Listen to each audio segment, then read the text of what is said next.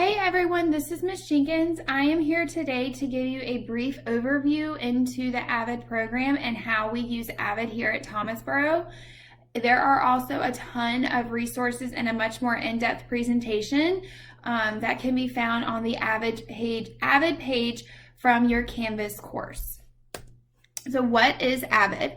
AVID stands for Advancement via Individual Determination, and AVID is a nonprofit that reaches 7,500 schools and impacts over 2 million scholars. Over 85,000 educators are trained nationwide on a yearly basis on how to close the opportunity gap in order to best prepare students for college, career, and life. AVID ensures equity and student-centered learning across all grades and subject areas. And this information is coming from the AVID website, so I will show you that website in just a few minutes, but this is where this information is coming from. The AVID program works to make sure that all teachers receive professional development support from school districts and on a nationwide level. They provide ongoing training and a plethora of resources through myavid.org and will add support as the year progresses. AVID is not one more thing to do. It simply ties everything you are already doing in the classroom together and strengthens the work you are already doing. AVID has multiple levels. There's AVID Elementary, AVID Secondary, and then AVID Higher Ed.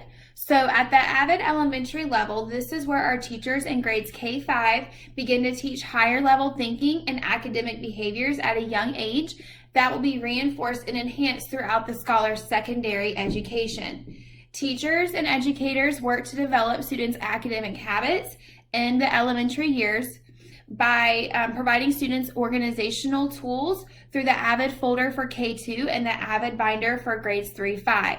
Students are also taught how to learn how to use a planner. In kindergarten and first grade, you might have a planner that you use for the whole class, and in second through fifth grade, you might have the student have their own planner. So it looks a little bit different at each grade level depending on what is developmentally appropriate for the child and the grade level at that time. This is where students gain their first-hand experience with learning how to take structured notes. Again, at the kindergarten, first grade level, where students are still learning foundational skills, you will more than likely take structured notes as an entire class. And then when the students get, when they develop stronger abilities to do that on their own, they begin to take their own notes in second through fifth grade. We also emphasize a college focus throughout the AVID schools, and this college focus sparks curiosity and encourages the students to start thinking and talking about college with teachers and parents. So if you've been in the building yet, already, you have seen a lot of college pendants posted all throughout the building, and we also ask that every teacher has a college board put up in their classroom. Obviously, that's not something that we're worried about at this point in the school year, but when we are back in the regular classroom and we are able to add a more personalized touch to our classrooms, that will be something that you all will be asked to put up. And then, when we're back in the building, we will also have AVID college t-shirt days once a month where staff wear their college t-shirt or hoodie. At the secondary level, the AVID or elective or AVID instruction during morning meeting is taught using the AVID Weekly and also other instructional resources that AVID provides. So last year, this was done during morning meeting. In years past, we have actually had an AVID elective where students were able to engage in AVID learning opportunities and classroom activities during a specific chunk of time. At the secondary level, teachers in all content areas, including electives, provide classroom activities, teaching practices, and they incorporate academic behaviors throughout all classrooms. So this is, where you're going to see teachers using a lot of instructional strategies that are aligned to Wicker, as well as continuing the support, the organizational focus of an AVID binder, a planner, and even an AVID grade tracker where the students are recording their grades and keeping track of their progress. So what you see at the elementary level is the foundation and the building blocks for what the students continue to receive at the secondary level. And then when they move into high school, they're also able to continue on the AVID path. So this is just a screenshot of what you will receive when you log into the My AVID website. So the first thing you're going to do is go to myavid.org, and from there, avid.org, and from there you will be able to log in to My AVID and see all the resources that are provided to you. What I really like about the myavid.org is that whether you're brand new or you are needing a refresher, the myavid.org provides a quick breakdown of our core strategies, collaborative structures where students are working together in a group. You might see this at more of the upper elementary, middle school level, as well as how to engage families, how to teach students the process of focused note-taking, how to implement interactive notebooks, how to facilitate philosophical chairs, and Socratic seminars. So these are all core strategies that any teacher can implement at any grade level, and it really helps to support the whole student and provide opportunities to all students and ensure that all students, regardless of where they're at academically, can achieve success. So I highly encourage you all to check out the My AVID website. You all should have already received an email to activate your account.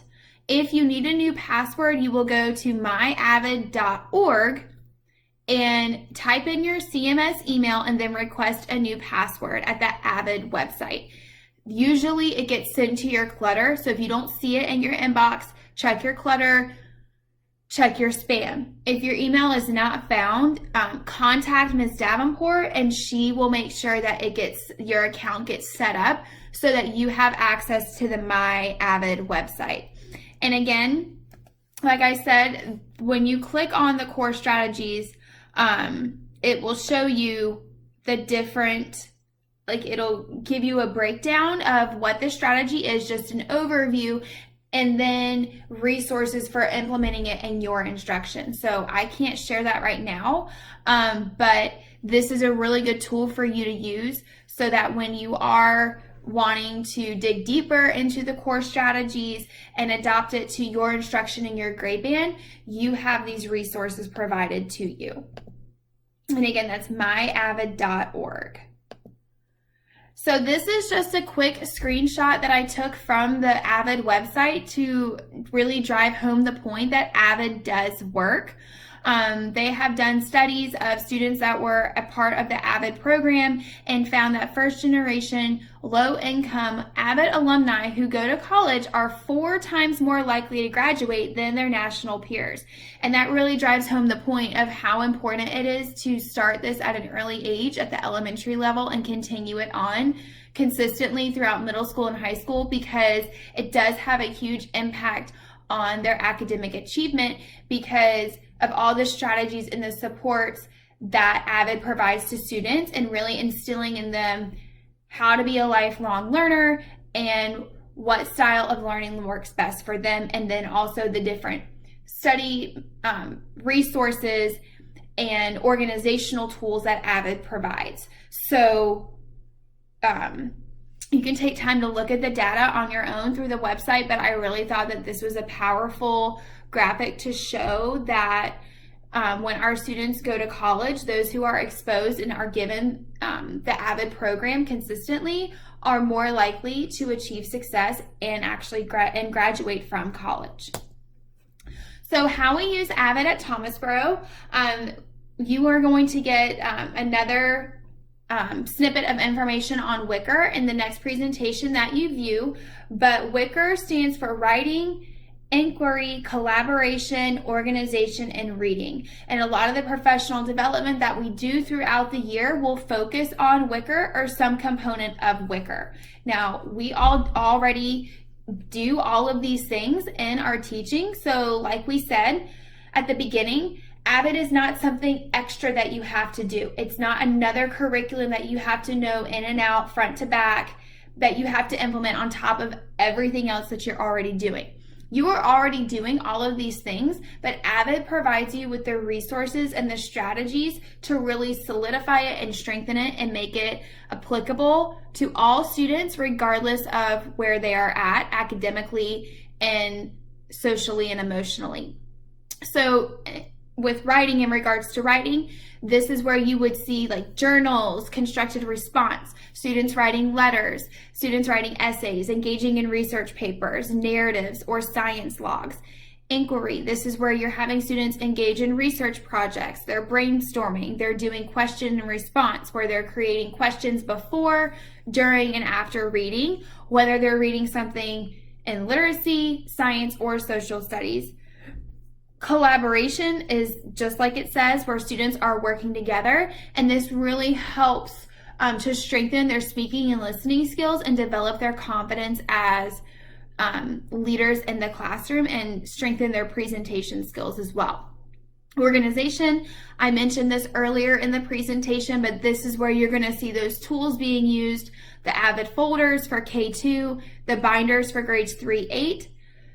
Students having a planner where they're recording their homework, and in their calendar for the week, or you're doing it as a whole class for kindergarten, first grade, and then also grade trackers where students are keeping track of their grades. And to go back to the planner, you could do it in the foundational grades where the students do like a picture or a sticker or something so that they still have their own way of keeping track. But because they've never used a planner before, you would obviously want to model that out to the students before having them keep track on their own. So you have to, take baby steps and always model first and then let them attempt it on their own. And then last but not least is the R stands for reading.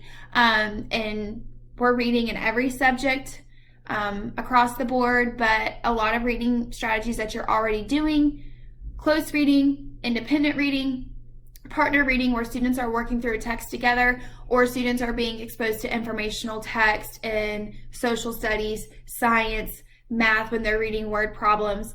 That really, Wicker is the umbrella of everything that we do here at Thomasboro in relation to AVID.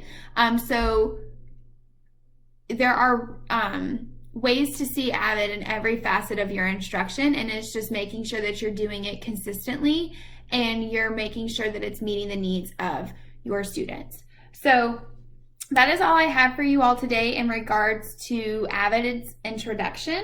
Again, if you have any questions, please reach out to Ms. Davenport. She is our school-wide AVID coordinator, and she receives a lot of communication from the district and can do a lot to support you all. She's extremely knowledgeable. Her email is here. You can also check out the AVID website using your login.